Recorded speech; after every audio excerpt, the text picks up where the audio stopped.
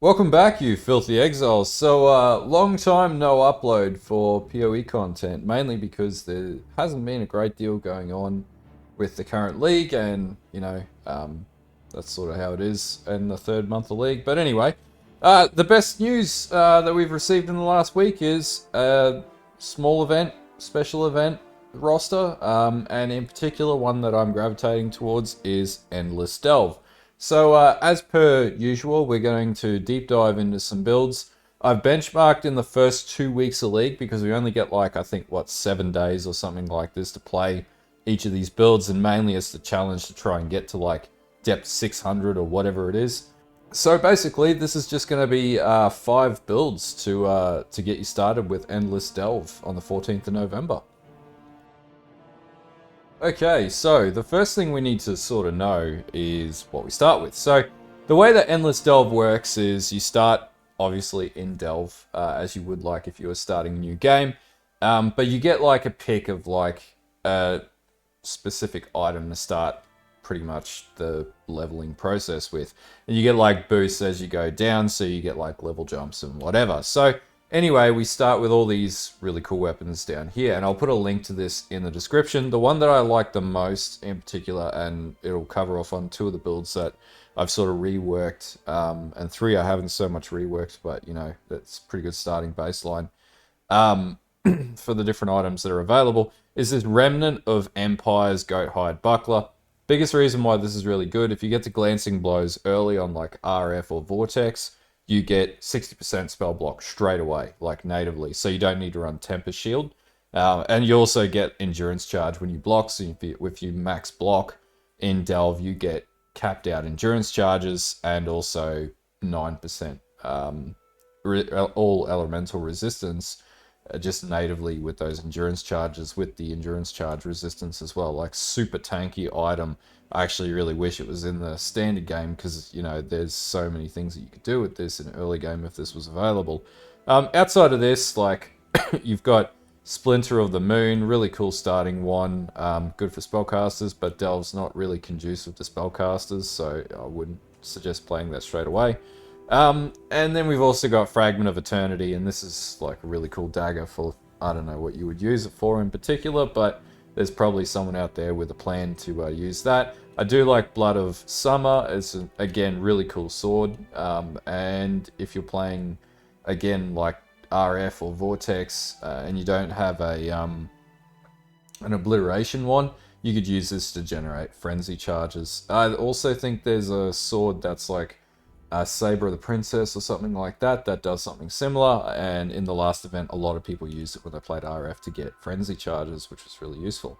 Anyway, and again, Ashes of the Sun would be really cool as well. It's attack speed, but the burning damage is really cool, and that's probably going to give you a really good early buff as well. Anyway, let's get into the build curation. We can do a separate video on this as well, but I just wanted to sort of highlight that, yes, you do start with some items, and that's how Endless Delve works. Okay, so the first build I'm actually going to recommend that you look at to pretty much play for the Endless Delve League is actually going to be this build put together by Angela Waters. It's actually an SSF Calendar League build, and it was up until week 2. Now, I've made some slight adjustments in the POB, and I won't go into any crazy detail, but I'll link that in the description. Mainly just to bring in the Remnant Shield that I was just talking about. But fundamentally, you go for the Obliteration one. The reason why is the Chaos pops, and generally if you're playing Occultist, you'll do that natively with Profane Bloom. But in this case, we're going to run it on the gearing, and this is a really cheap item. So Barracks Respite as well, because this character is going to both shock and ignite, and that's going to increase your damage. That's going to be a pretty significant ring to have as well, to sort of have that spread through every pack and just see huge explosions that proc back off the Obliteration one. Beyond that, pretty much it's just a 6-linked setup for Vortex, running Cold Fire support, Cruelty, Unbound Ailments, Anomalous Inspiration, use my English, and Swift Affliction, everything that you need to sort of scale Dot out. And then beyond that, gearing-wise is really like moderate gearing. And to be honest with you, it's like +1 to skill gems wherever you can. If you can't get +1, it's all okay. You can just sort of target whatever you need to sort of build resistances, health, regeneration, and armor at the end of the day. We want to get to like 30,000 armor if we're going down to Delve. Obviously, we're going to switch this shield out. Now with this as well, because it is an endless Delve League, we're going to have Alls or Crystal Kings drop.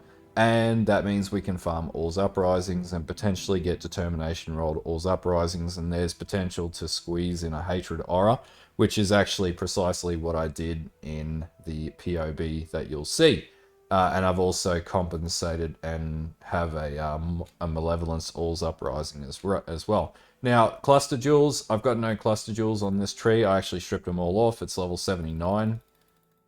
So if you get bored, you know, this is an option. Am I going to play this one? I'm really thinking about playing this because I really like Vortex and it's really good build. Now, effective hit pool is quite low. This could be sort of compensated for in the tree by just going into more defensive points. To be honest with you, 770,000 DPS isn't terrible. In early Delve, in particular, with what we're going to be sort of targeting to do with this character in an endless Delve event, so you're probably going to want to respec some more survivability into this. Anyway, this would be the first build that I would recommend, and I'll put a link in the description to the POE Ninja page and the POB that I've put together here. So this is number 1. Okay, so the second build was actually put together by Calendra Oyo X. Anyway, it's a level 97 build, and I've reworked the tree for this, so don't stress. Basically, it's RF. Like, go figure, RF is just easy, and we use the fire trap to do some meaty DPS. Now, is this going to be like the craziest build ever? It's going to be really fucking good in Endless Delve, I'll tell you that much. And just gearing-wise, you can get everything you need in Delve. It's literally just rare gear. We get to like 400,000 DPS, and like this is like not even min and max. This is within the first 2 weeks of League. Time machine mode there. So yeah, I don't know what to say. It's RF. This is just a really solid build. Are you gonna get an amulet with damage over time straight away in a short 7-day League? Probably not. But you don't really need that, to be honest with you. It isn't running an Inquisitor, and we're running our Pious Path nodes, so you know we're gonna have crazy regen. This has Call to Arms, so we're going to be rolling out with like, where is it? Combust. So it's going to have like explodey sort of shit going on. Super tanky. It's got 40,000 armor with pretty, to be honest with you, shit gear.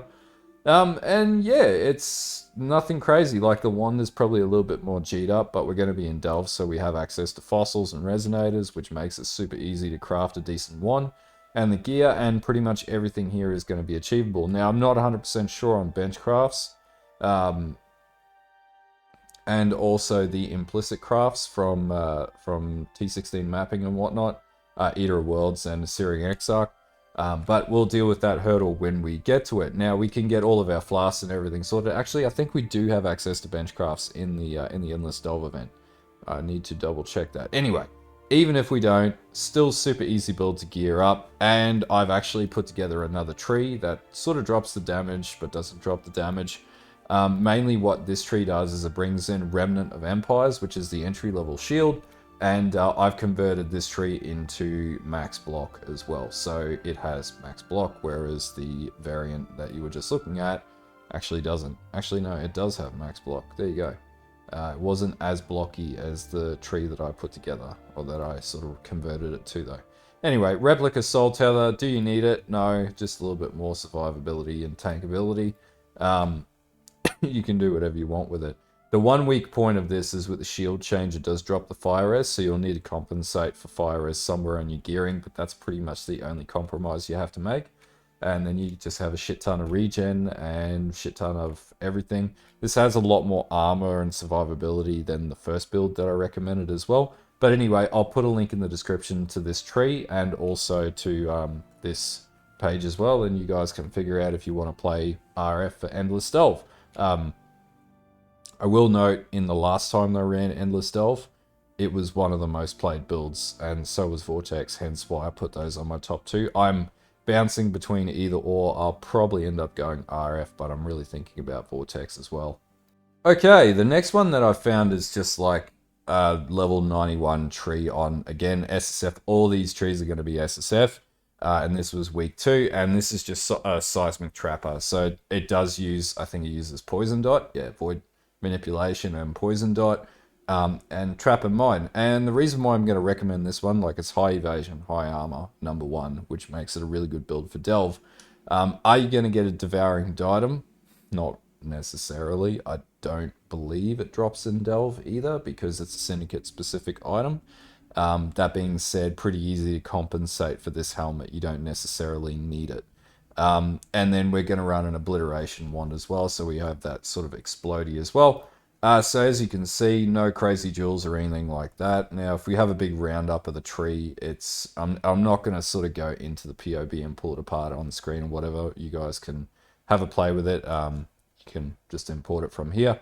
But yeah, tree's pretty straightforward. It's just targeting defensive nodes, max res nodes, and everything else. And then it's just a saboteur. So, you know, throwing mines, everything explodes. And really, really strong in particular for things like Delve. A bit tanky, which is good. It should do really well with like minimal gearing. As you can see here, there's nothing crazy about this gearing. Literally, the amulet's a dog shit amulet as well. So, you know, we can actually take talisman drops and use them for once because, to be honest with you, no one plays talisman lead content anyway. Anyway, that's the third build. Again, I'll put this in the description for you guys to have a look at, and if you want to play it, it'll all be here. Just pull this tree and ask any questions because there is a lot of content on saboteurs, but they're super easy build to play and pretty much no-brainer mode for Endless Delve. Okay, build number 4. This is just going to be your absolutely stock standard Spectral Helix champion. Now, the last time that I played an Endless Delve League, I think I was working remotely, so I didn't play a lot of that Endless Delve sort of event, which I regret. But yeah, this one's really simple. The biggest challenge to getting this to work is not so much the armor component, because you can get a lot of armor, as you can see here, and evasion rating on basically no real gear, which makes Spectral Helix Champion a really, really good build to play an Endless Delve League with. But the biggest thing here is just the high DPS sword or two-hand axe. And so, as you can see here, like, this is a really good 2H axe. Can you get it in Delve easily enough? Yes. It's just going to be by, number 1, trying to get a 6 link, which they do drop down there pretty frequently. Even a 5 link to start with, and just absolutely one socket resonator slamming jagged fossils until you get a high DPS roll. So you're going to want to perfect it to get 30%, and then you're just going to want to hit with jagged fossils until you get like a really good roll on an axe, two-handed axe, and then that's going to pretty much do the trick for you. Defensiveness, really high really high life, really high armor, really high evasion. It's not the strongest build as far as damage goes. Like, it's not like RF and things like that, though it can actually just completely trump those types of builds with just on hit with Spectral Helix sort of helixes as they roll around you in Delve. It can be a bit gritty to sort of get to work in Delve sometimes. And to be honest with you, the playstyle can be a little bit like clunky. But if you're okay with working with Spectral Helix, you've played it before through League or whatever it is, it's actually a pretty good build. This one in particular is going to be pretty damn strong at taking down pretty much anything in Delve. Now, gearing-wise, you're not going to get 10% mana efficiency helms. It's just not really going to be a thing. Not like you may get it, but not necessarily. Again, with amulets, it's 33 to all attributes. Like, there's nobody saying that you can't get that. Chest, literally I just target like a good 6 link chest and hope to fuck that a tabby rolls or drops in Endless Delve, because that'd be really cool. Rings, nothing crazy here with rings, just all reses. Now, +3 to socketed gems, that's not going to be a thing in Endless Delve, at least not easily within 7 days. But I'd literally just be targeting your chaos resistances or resistances and your life wherever possible. And the same here, like focused gloves. I'm not entirely sure they're going to be frequently dropping down in Delve, but hey, you know, anything could happen. That's half the fun. And then outside of that, Perseverance is not an uncommon belt as well, so that's something that potentially will drop in Delve that is quite achievable. So that's also going to work really well for you. And the reason why you want it to be, you want so much evasion is because, as you can see here, 1 attack damage for every 200 of your lowest armor or evasion rating. So if you've got 52,000 evasion, for every 200 of that 52,000, you're going to get 1% increased attack damage, which is going to give you a huge damage stat, which is really cool. And then the, constant fortification and from the ascendancy coupled with the onslaught with the fortification means you're going to have a really fast character with like minimal need to flask up. And as you can see, it's got pretty defensive flasks on it too. So all really good reasons why it's a good build.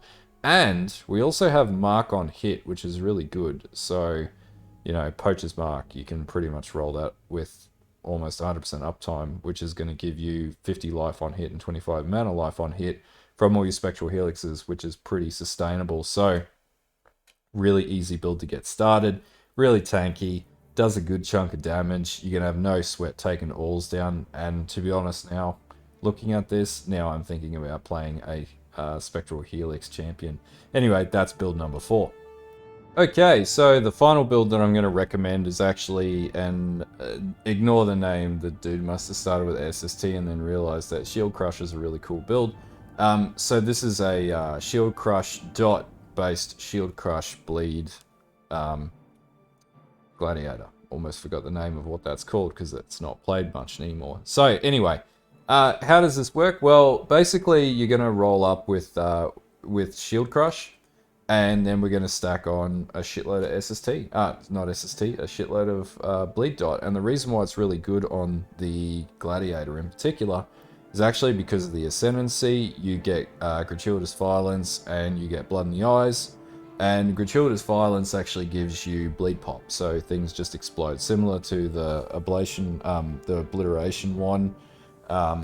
And anything like that, things will just sort of explode around you, and it's really got really good clear and really strong. Now, the other thing with this is super high levels of block because it is a gladiator, and spell suppression. Now, are you going to get 83% spell suppression on this build in Endless Delve? Probably not, but you can damn well try. If you can't do that, then you just switch on Tempest Shield, go Glancing Blows, and then just absolutely max the shit out of your block, and you'll basically get a similar effect. You should be pretty sustainable in Delve. If anything, that's actually pretty achievable with this tree, because basically it's a level 99 tree. We just need to repurpose a couple of nodes, so we can repurpose these nodes here, and then pull this up into Glancing Blows, and then literally take this, and then bam, you've got 75% chance to block, and then, we just need to strip back a couple nodes on maybe health or something like that.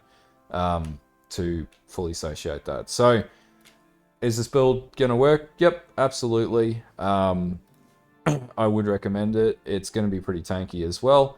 It's got a lot of bleed. Bleed's really easy to get, in particular with the items such as like the hatchet or whatever. You're gonna be able to just use jagged fossils to max that out. Shield wise, you're gonna be able to use dense fossils and just keep rolling up a shield until you get the right shield. So again, really easy to get that, and we might have like a Lion Eyes Remorse or something like that drop as you're going down. You get 2,000 armor shield or an 1,800 armor shield as a sort of early level shield, and you're going to do really well with that as well. So yeah, pretty much check out this build if you want to roll out with Bleed Pop Shield Crush as well. Now, could you play Shield Crush with the Jug? Yep, absolutely. You could do Cold Conversion with the Jug as well. That'd work. Jug would be really powerful.